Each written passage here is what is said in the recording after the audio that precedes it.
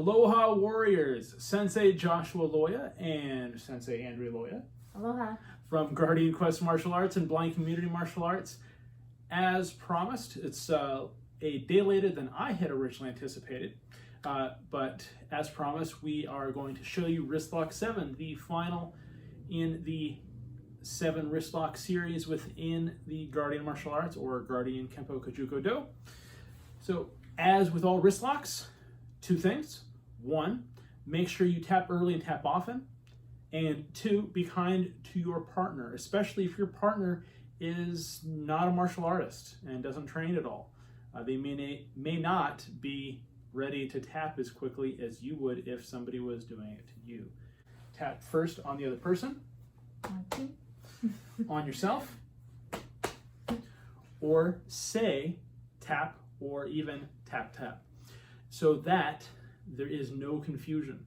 And if you are in doubt and you are doing the wrist lock on someone, or any submission for that matter, and you even think they tap, relax and let go, because we don't want our partners to get hurt. If we hurt our training partners, we don't have partners anymore, and it's not a nice thing to do.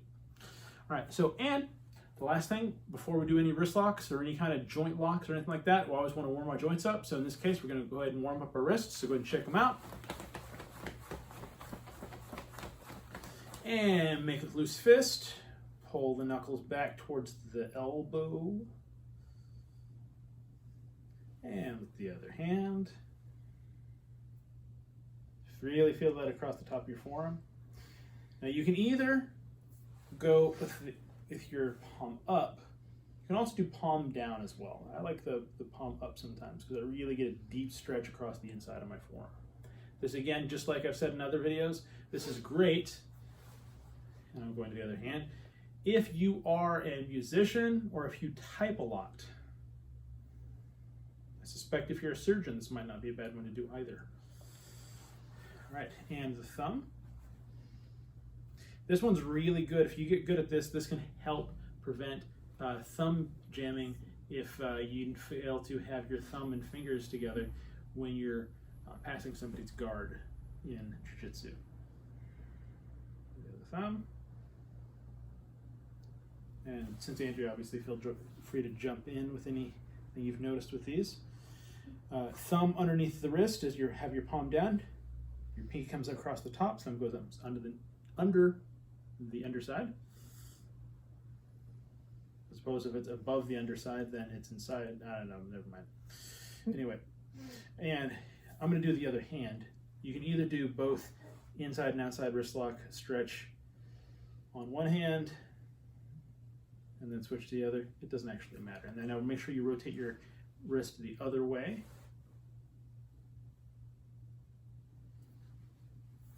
And really, if this looks like a wrist lock, that's because it is.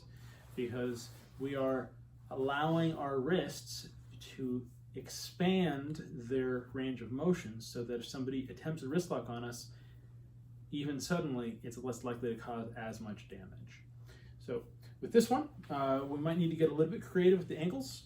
So Sensei Andrea may actually interrupt me at times just to make sure that you can see. We're going to do this one from a few different angles, by the way. So if you don't see all the different pieces with one angle, either with Sensei Andrea doing it to me or me doing it to her, if you piece all the different angles together, it should be easy enough, even if you've never done these before.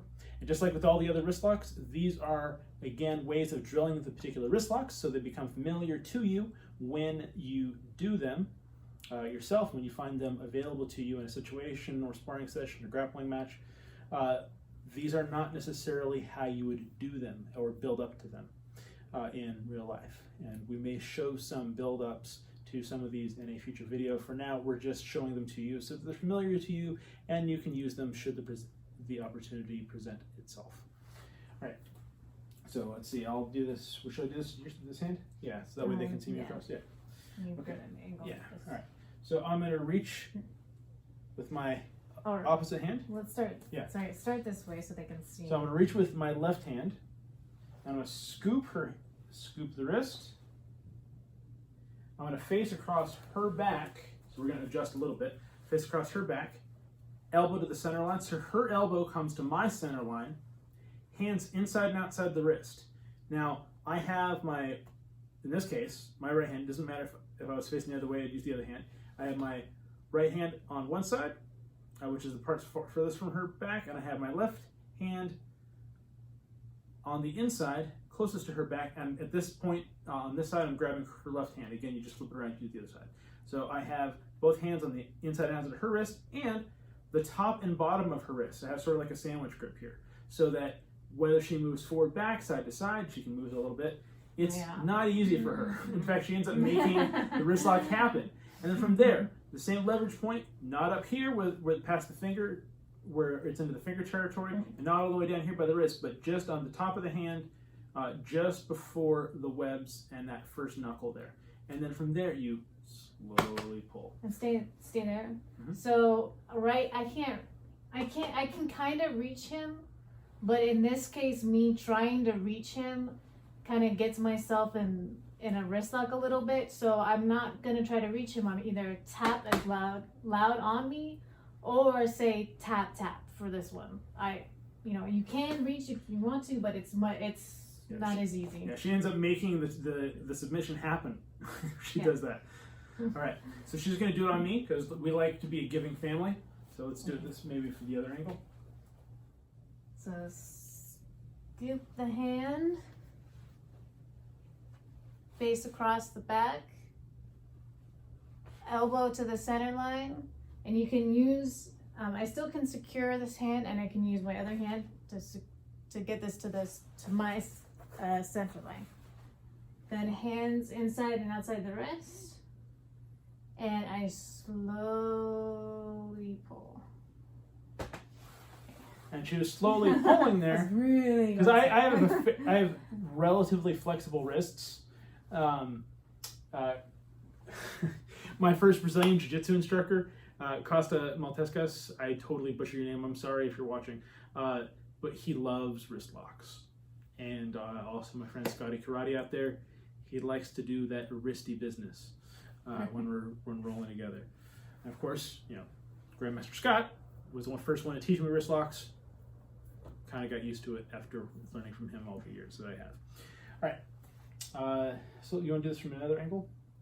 And I'll repeat the terms a little bit faster now. Sure. How about I'll be more at an angle like this. Okay. Which hand do you want to grab? This one again? I think the other one. No, not the other one, because then your back will be. So I'll say it. You may not see all the pieces. When she does it, you're going to see the rest of them. So scoop the hand, face across the back, elbow to the center line, and I got my thumbs on the inside too, so that I got there, and slowly pull. Tap. So again, scoop the hand, face across the back, elbow to the center line, hands and inside and outside the wrist. I want to show the hands and inside and outside the wrist a little bit closer. So let's see, Here, we can go like this. So again, I'm not just grabbing like this, because if she brings her elbow towards me, she can get out. And then she can hit me. If I have my thumbs on the inside like a sandwich, if she tries to do that, go ahead. Oh, yeah.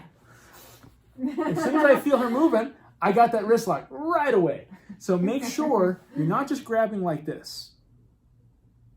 You're not just grabbing with cupped hands. I actually really want you to use a C-grip so that you have a clamp, and between you can even use your forearms to keep that forearm there, and your wrists on the side of her wrist as well, but then you also have your thumbs in. And then you can bring it. Of course, now, if you are some of my limb different friends out there, you're lacking, the same number of fingers and thumbs that I have. Of course, I have friends who actually don't have any hands. They could use their arms still and still compress. Yeah. But assuming you have the more common number of hands on your hand or fingers on your hand, use those thumbs, use those fingers, use those forearms from the sides there, and as you grip and slowly pull. All right, so Sensei Andrea is going to say all the vocabulary. So I'll say it one more time before she does it, so you can listen to it without being distracted by her pretty face doing the technique. Scoop the hand, face across the back, elbow to the center line, hands inside and outside the wrist, and slowly pull. All right. So, which angle do you want to do this on? Let's see. I will do it. Take a couple steps back. Angle this way? Yeah. So I go this way. Or do So- you want me to narrate, or do you want to narrate? You can. So scoop the hand, Scoop the hand. face across the back, Face across the back. elbow to the center line. So Elbow to the center line. hands inside and outside the wrist. Hands inside and outside the wrist. Yep, she got the thumbs. And slowly pull. Slowly. All right, so brief one. Honestly, this is my absolute favorite. Although it's a toss-up, I like this one a lot, and I like them all, but I really like number 3 because I love arm bars, and I love number 4 because I like that wrist lock takedown. But honestly, this is probably one of my more favorites to do. So 1 through 3 are in one video, 4, 5, and 6 are on the last video we posted, and here's wrist lock 7, completing the entire wrist lock set. This does not mean that these are the only wrist locks that you can do, but these are the primary ones that we teach as part of our core curriculum. If you'd like to support us, of course, you can visit our website, gqdojo.com, and if you really like what you're watching, please feel free to make a donation, guardianquestdojo@gmail.com via PayPal. And as always, I encourage you to be Guardian strong. Strong on the inside, strong on the outside.